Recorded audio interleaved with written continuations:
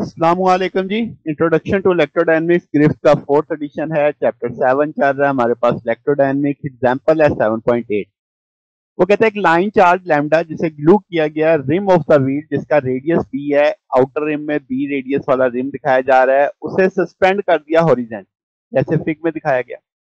वो कहता है फ्री टू रोटेट, इसे घूम घूम सकता है। Spokes are made of non conducting material, यानी जो उसमें तारे हैं जो उसने उसे सेंटर से पकड़ा हुआ है वो नॉन मटीरियल की हैं, मिसाल के तौर पर लकड़ी की।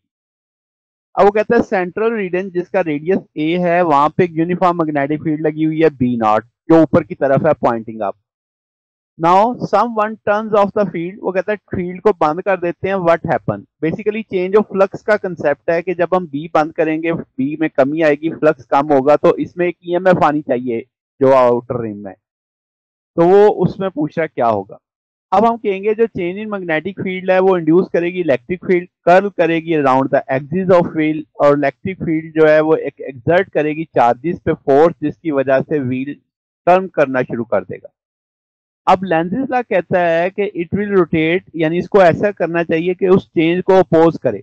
अब चूंकि फील्ड अपवर्ड है तो वो फील्ड कम हो रही है तो वो ऐसी तरफ रोटेट करेगा कि इसकी वजह से जो करंट बने उसमें जो फील्ड आए वो भी अपवर्ड हो ताकि उसकी कमी को पूरा कर सके, क्योंकि वो कमी की वजह से बन रहा है और कमी को अपोज करना है।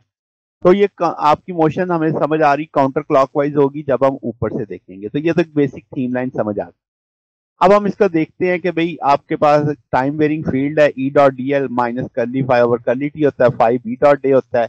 अब मैग्नेटिक फील्ड शुरू में तो यूनिफॉर्म है जिसका रेडियस ए है, तो हम कहेंगे rate of change of flux हम देखते हैं तो two is equal to two pi B, और ये आ जाएगा minus pi A square curly B over D T D B over D T. अब यहाँ से पाई पाई से कट जाएगा, minus A square over two B आ जाएगा। अब इस जगह फाई की डायरेक्शन आ जाएगी, टेंजेंशियल होगा लूप। अब हम कहेंगे जो इंड्यूस ईएमएफ हो एक टेंजेंशियल फोर्स लगाएगी चार्ज डिस्ट्रीब्यूशन पे, और आपके पास फोर्स आ जाएगी D F lambda E D L. Q की जगह वैल्यू डाल दी ना लैम्डा डी एल की, क्योंकि ई क्यू आना था, ई क्यू को क्यू होता लैम्डा डी एल आ जाएगा, यानी लाइन चार्ज डेंसिटी से क्यू की वैल्यू डाल दी।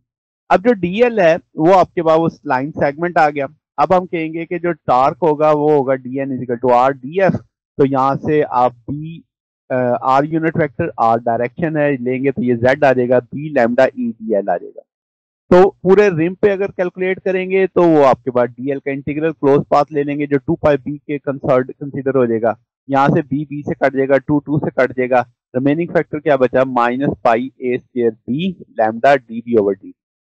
एंगुलर मोमेंटम की बात करें तो हम कहेंगे कि B L is equal to N D T होता है, एन की वैल्यू है टी, टी से कट जाएगा, ये बी नॉट आ जाएगा जो स्टार्टिंग है, क्योंकि एंड पे तो बी खत्म कम होते होते खत्म हो जाएगी, वो जीरो हो जाएगी।